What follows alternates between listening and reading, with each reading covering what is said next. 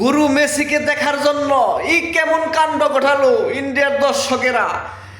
গুরু Messi বেলা 1টা পর্যন্ত থাকার কথা ছিল, অনেক অনেক টাকা দিয়ে গ্যালারিতে দর্শক উপস্থিত হয়, কিন্তু ইন্ডিয়ার টিম হায়দ্রাবাদে যাওয়ার জন্য মেসিকে আমন্ত্রণ জানায় আগেই 12টা 25 মিনিটেই লিওনেল মেসি স্টেডিয়াম ত্যাগ করে হায়দ্রাবাদের উদ্দেশ্যে রওনা হয়। কিন্তু ইন্ডিয়ান দর্শকেরা গ্যালারি ভাঙচুর করে পুলিশও নিয়ন্ত্রণে আনতে পারে নাই, মাঠকে তুলোধুরু করে দিয়েছে।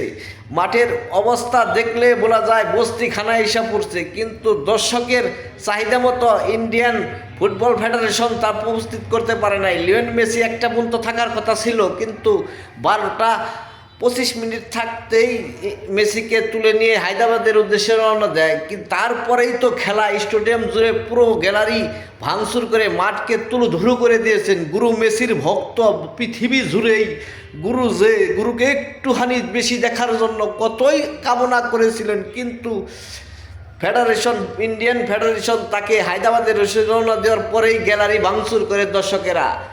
ইন্ডিয়ান ভক্তবিন্দু ও গুরু মেসির প্রতি যে এত সুন্দর দৃষ্টিতে তাকিয়ে দেখেছেন তাকে, এটাই তো শুভকামনা। 16 বছর পর ইন্ডিয়ান মাটিতে পাও রাখেন লিওনেল মেসি।